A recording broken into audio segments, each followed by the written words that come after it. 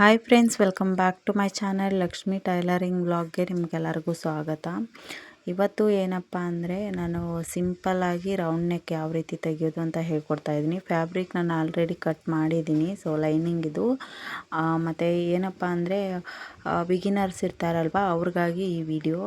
ಅಂದರೆ ಕಲಿಯುವಾಗ ಏನಾಗುತ್ತೆ, ನಾನು ಕೂಡ ಹಾಗೆ ಆಗ್ತಿತ್ತು ಮುಂಚೆ.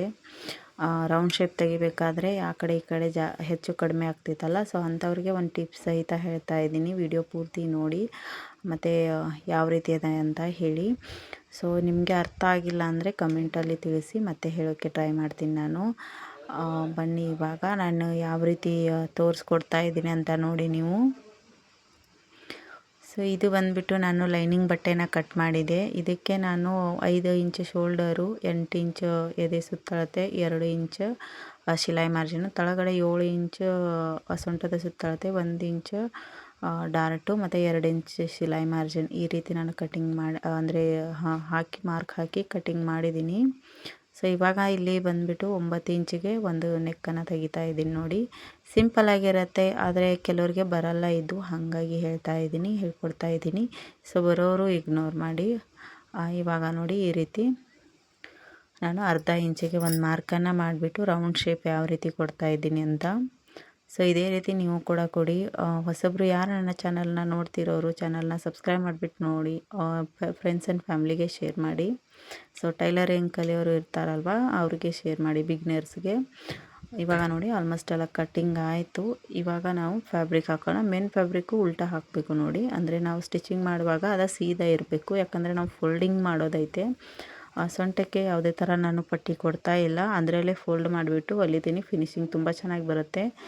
ಇದಕ್ಕೆ ಸೇಫ್ಟಿ ಅಂತ ಹೇಳಿಬಿಟ್ಟು ನಾನು ಸೇಫ್ಟಿ ಪಿನ್ನನ್ನು ಯೂಸ್ ಮಾಡ್ತಾ ಇದ್ದೀನಿ.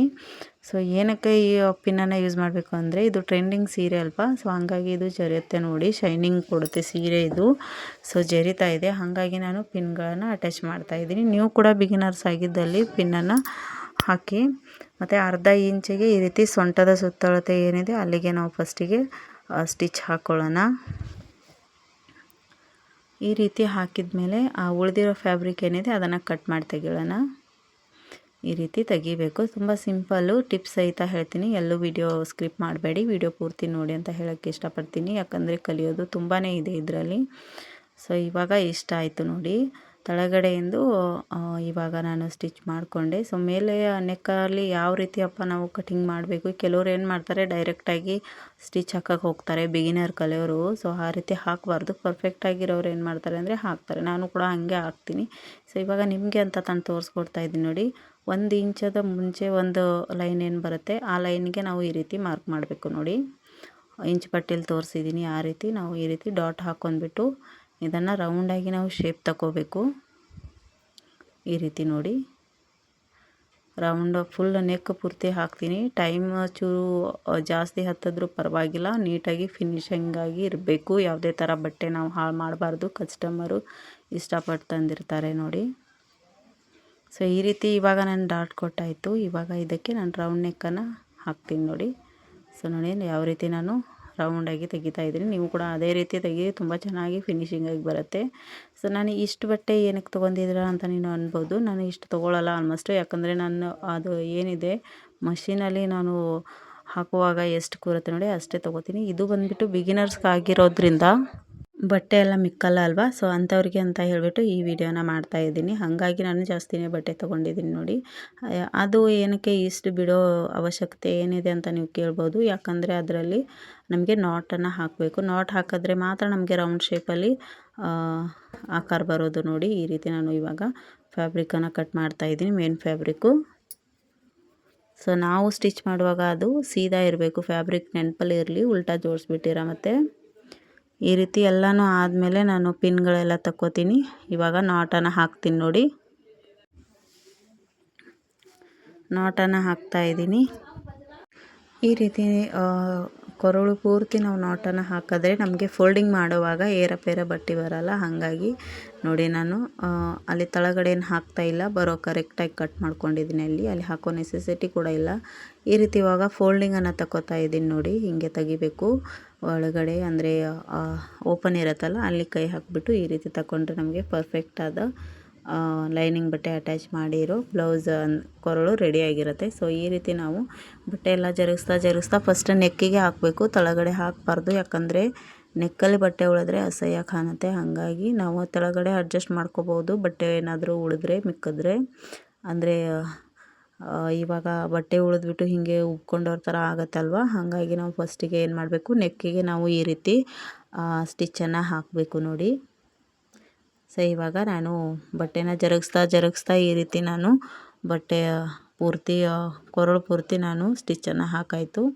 ಸೊ ನೋಡಿ ಇಷ್ಟಿದು ರೆಡಿ ಆಯಿತು. ಸೊ ನೀವು ನೋಡ್ತಿರ್ಬೋದು ಎಷ್ಟು ಚೆನ್ನಾಗಿ ಗುಂಡಿಗೆ ಬಂದಿದೆ ಅಂತ. ಇವಾಗ ನೋಡಿ ಅಲ್ಲಿ ನಮಗೆ ಎಷ್ಟು ಫಿನಿಶಿಂಗ್ ಆಗಿ ಕೂಡ ತಳಗಡೆ ಪಟ್ಟಿ ಹಚ್ಚಿದ್ರೆ ನಮಗೆ ಫಿನಿಶಿಂಗ್ ಬರಲ್ಲ. ಈ ರೀತಿಯೇ ಆಲ್ಮೋಸ್ಟ್ ಎಲ್ಲ ಬ್ಲೌಸಿಗೂ ಮಾಡಿ ಅಂತ ನಾನು ಹೇಳ್ತೀನಿ. ಯಾಕಂದರೆ ತುಂಬ ಫಿನಿಶಿಂಗಾಗಿ ಚೆನ್ನಾಗಿ ಬರುತ್ತೆ. ಪಟ್ಟಿಗಿಂತನೂ ತುಂಬ ಗಾರ್ಜಸ್ ಆಗಿ ಲುಕ್ ಕೊಡುತ್ತೆ ನೋಡಿ ಎಲ್ಲ ಬ್ಲೌಸ್ಗೆ. ಸೊ ಈ ರೀತಿ ನಾನು ಇವಾಗ ಸೊಂಟದ ಪಟ್ಟಿ ಏನಿದೆ ಅದಕ್ಕೂ ಸ್ಟಿಚ್ ಹಾಕಾಯಿತು. ಇವಾಗ ಸೈಡಿಂದ ಎಲ್ಲನೂ ನಾನು ಲೈನಿಂಗು ಮತ್ತು ಮೇನ್ ಫ್ಯಾಬ್ರಿಕ್ಕು ಅಟ್ಯಾಚ್ ಮಾಡ್ಕೋತೀನಿ ಈ ರೀತಿ. ಸೊ ಅದು ಸ್ವಲ್ಪ ಜರುಗತ್ತಲ್ವ, ಸೊ ನೋಡಿಬಿಟ್ಟು ಹಾಕಿ. ಯಾಕಂದರೆ ಜರುಗೋ ಬಟ್ಟೆ ಏನಿದೆ ಅದು ಬಿಗಿನರ್ಸ್ ಇದ್ದವ್ರಿಗೆ ಬರಲ್ಲ. ನೋಡಿಬಿಟ್ಟು ಹಿಡೀರಿ, ಹಿಡಿಯೋದಾದರೆ ಕಸ್ಟಮರ್ದು. ಈ ರೀತಿ ನಾವು ಹಾಕೋಬೇಕು. ಮತ್ತು ಇದೇ ರೀತಿ ಟೈಲರಿಂಗ್ ವಿಡಿಯೋಗಾಗಿ ನನ್ನ ಚಾನಲ್ನ ಒಂದು ಸತಿ ಹೋಗ್ಬಿಟ್ಟು ನೋಡಿ. ಎಲ್ಲ ಥರ ಅಲ್ಲಿ ಅಂದರೆ ತುಂಬ ಸಿಂಪಲ್ಲು ಮತ್ತು ಈಸಿ ಮೆಥಡಲ್ಲಿ ಎಲ್ಲ ಹೇಳ್ಕೊಟ್ಟಿದ್ದೀನಿ. ಸೊ ಹಲವಾರು ವೀಡಿಯೋಸ್ ಇದೆ, ನೋಡಿ ಸಪೋರ್ಟ್ ಮಾಡಿ. ಈ ರೀತಿ ಐತೆ ನೋಡಿ. ಮಿಕ್ಕಿರೋದು ಫ್ಯಾಬ್ರಿಕ್ ಏನಿದೆ ಕಟ್ ಮಾಡಿ ತೆಗಿಬೇಕು. ಲೈನಿಂಗ್ ಬಟ್ಟೆ ಹೆಂಗಿರುತ್ತೆ ನೋಡಿ ಅದ್ರ ಸಮಾನ ಕಟ್ ಮಾಡಬೇಕು, ಜಾಸ್ತಿ ಕಡಿಮೆ ಆಗಬಾರ್ದು ಅದು ಕಟ್ ಮಾಡುವಾಗ. ಸೊ ನಾನು ಈ ರೀತಿ ಕಟಿಂಗ್ ಮಾಡಿ ತೆಗಿತಾ ಇರ್ತೀನಿ ನೋಡಿ. ಕಟ್ ಮಾಡಿ ಆಯಿತು. ಇವಾಗ ಆಲ್ಮೋಸ್ಟ್ ಎಲ್ಲ ನಮ್ಮದು. ಇವಾಗ ಡಾರ್ಟ್ ಯಾವ ರೀತಿ ಹಾಕಬೇಕು ಅನ್ನೋದು ತೋರಿಸ್ತೀನಿ ನೋಡಿ. ಇವಾಗ ಶೋಲ್ಡರ್ ಏನಿದೆ ಅಂದರೆ ಕೆಲವ್ರಿಗೆ ಏನಾಗುತ್ತೆ ನೆಕ್ ಹತ್ರ ನಮಗೆ ಹಾಕ್ಳಕ್ಕೆ ಬರಲ್ಲ ಅನ್ನೋರು ಈಸಿಯಾಗಿ ಈ ರೀತಿ ಹಾಕೋಬೋದು. ಶೋಲ್ಡರೇ ಡಬಲ್ ಫೋಲ್ಡ್ ಮಾಡಿ ಸಮವಾಗಿ ಮಾಡಿ 3 ಇಂಚಿಗೆ ಒಂದು ಡಾಟನ್ನು ಕೊಡಬೇಕು. ಇದು ಎದೆ ಸುತ್ತಳತೆ 32 ಇರೋದ್ರಿಂದ 3 ಇಂಚು ಸಾಕು ಇದಕ್ಕೆ. ಮತ್ತು ಯಾವಾಗಲೂ ನಾವು ಡಾಟ್ ಕೊಡಬೇಕಾದ್ರೆ ನಮ್ಮ ಕೊರಳು ಏನಿದೆ ಕೊರಳು ಸರಿಸಮ ಕೊಡಬಾರ್ದು. ತಳಗಡೆ 1.5 ಇಂಚು 1 ಇಂಚು ತಳಗಡೆನೇ ಇರಬೇಕು ಡಾರ್ಟು. ಆವಾಗಲೇ ಚೆನ್ನಾಗಿ ಕಾಣುತ್ತೆ ನೋಡಿ. ಅದು ಕೊರಳು ಸರಿಸಮ ಕೊಡಬಾರ್ದು, ಯಾಕಂದರೆ ಹಿಗ್ಗತ್ತೆ, ಅದು ಚೆನ್ನಾಗಿ ಅನಿಸಲ್ಲ. ಇವಾಗ ನಾನು ಇದಕ್ಕೆ ಸಿಂಪಲ್ಲಾಗಿ ಒಂದು ಲೇಸನ್ನು ಅಟ್ಯಾಚ್ ಮಾಡೋಣ ಬನ್ನಿ. ತುಂಬ ಸಿಂಪಲ್ಲಾಗಿ ನಾನು ಚೂರು ದಪ್ಪ ಐತೆ, ಚೆನ್ನಾಗಿ ಅನಿಸುತ್ತೆ ಈ ಸಾರಿ ಮೇಲೆ. ಯಾಕಂದರೆ ಡಿಸೈನ್ ಏನು ಮಾಡ್ತಾ ಇಲ್ಲ. ಇದ್ರದ್ದು ಟ್ರೆಂಡಿಂಗ್ ಸ್ಲೀವ್ ಏನಿದೆ ನಾನು ಮುಂದೆ ಬರೋ ವೀಡಿಯೋದಲ್ಲಿ ನಿಮಗೆ ತೋರಿಸ್ಕೊಡ್ತೀನಿ. ಸಿಂಪಲ್ಲಾಗಿ ಕನ್ನಡದಲ್ಲಿ ಯಾವ ರೀತಿ ಇರುತ್ತೆ ಅಂತ ನಿಮಗೂ ಅರ್ಥ ಆಗುತ್ತೆ. ಸೊ ಈ ರೀತಿ ನೋಡಿ ನಾನು ಲೇಸನ್ನು ಅಟ್ಯಾಚ್ ಮಾಡ್ತಾಯಿದ್ದೀನಿ. ಸೊ ಚೂರು ಗ್ರ್ಯಾಂಡಾಗಿ ಅನ್ನಿಸ್ಲಿ ಅಂತ ಹೇಳಿಬಿಟ್ಟೆ ಈ ರೀತಿ ತೊಗೊಂಡಿರೋದು. ಇಲ್ಲಾಂದರೆ ಸಿಂಪಲ್ಲಾಗಿ ಹಚ್ಚಿದ್ರೂ ನಡೆಯುತ್ತೆ ಇದಕ್ಕೆ.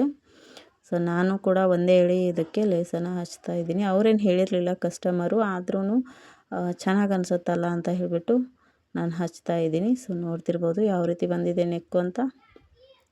ಒಂಚೂರು ಇದು ಆಗುತ್ತೆ, ಹಾಕೊಂಡ್ಮೇಲೆ ತುಂಬಾ ಚೆನ್ನಾಗಿ ಕಾಣುತ್ತೆ. ಇವಾಗ ಡೋರಿನ ರೆಡಿಮೇಡ್ ಡೋರಿ ಏನಿದೆ ನಾನು ಅದನ್ನು ಅಟ್ಯಾಚ್ ಮಾಡ್ತಾಯಿದ್ದೀನಿ. ಅಂದರೆ ಲುಕ್ ಚೆನ್ನಾಗಿ ಬರುತ್ತೆ.